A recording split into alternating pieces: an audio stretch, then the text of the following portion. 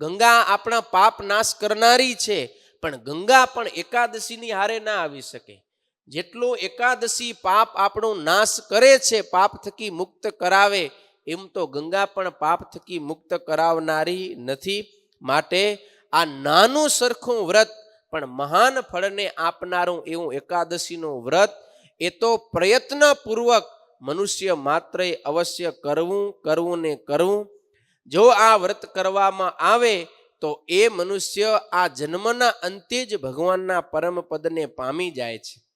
માટે વિધિપૂર્વક આ વ્રત કરવું અને દિવસે ભગવાનનું પૂજન કરવું અને રાત્રિના સમયે જાગરણ કરવું.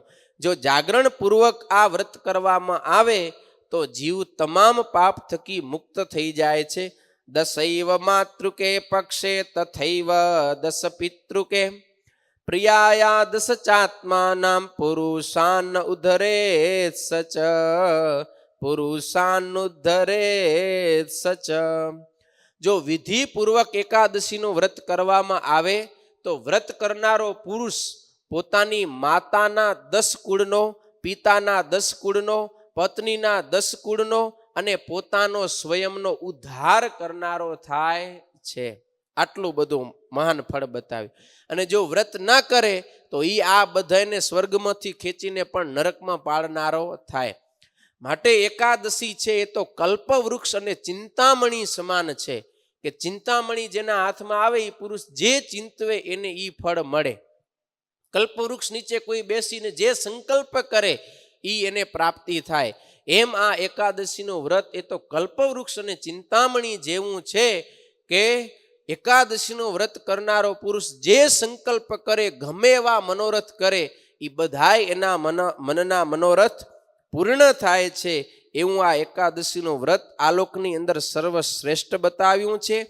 જે મનુષ્યો એકાદશીનું વ્રત કરે એને દેહને અંતે ભગવાન પુરુષોત્તમ નારાયણ આવે અને ગરુડની અસવારી ઉપર બેસાડી અને પોતાના ધામની અંદર લઈ જાય, કે ફરીવાર ક્યારેય એ જીવને આ સંસાર રૂપી જન્મ મરણ રૂપી ચક્રમાં પડતું નથી. એવા ભગવાન દયા કરે છે એના ઉપર. માટે આ એકાદશીની સમાન બીજું કોઈ વ્રત આવતું નથી.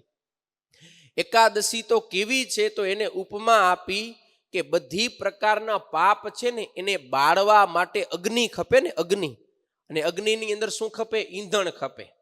તો આ એકાદશીનું વ્રત છે એ તો પાપને બાળવામાં ઈંધણ રૂપ છે, કે જો આ એકાદશી કરે તો એના તમામે તમામ પાપ છે ને એ બધાય બળી જાય. ભગવાન શ્રી હરિ કહે છે, મહાત્મ્ય મે એકાદશિકા વ્રતસ્ય શુષ્કાર્દ પાપ ક્ષયકારી ભક્તા પ્રોક્તમ મય યદ્રદયે વધાર્ય તત્કાર્યમેવ સ્વહિતાય સર્વૈઃ.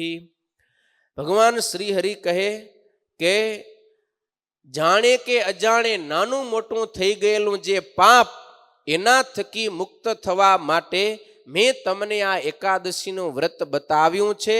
માટે આ એકાદશીનું વ્રત સર્વે કોઈ મનુષ્યોએ અવશ્યપણે કરવું ને કરવું. તો શ્રીજી મહારાજે જે ઉદ્ધવ સંપ્રદાયના આશ્રિતોને તપ બતાવ્યું, એ તપની વ્યાખ્યામાં પણ એ જ બતાવ્યું છે કે એકાદશી, જન્માષ્ટમી આદિક જે વ્રતના દિવસો, એ દિવસે ઉપવાસ કરવો એને તપ કહેલું છે. માટે ઉદ્ધવ સંપ્રદાયના જે આશ્રિત હોય એમણે તો એકાદશીનું વ્રત અવશ્યપણે કરવું ને કરવું. સહજાનંદ સ્વામી મહારાજની જય.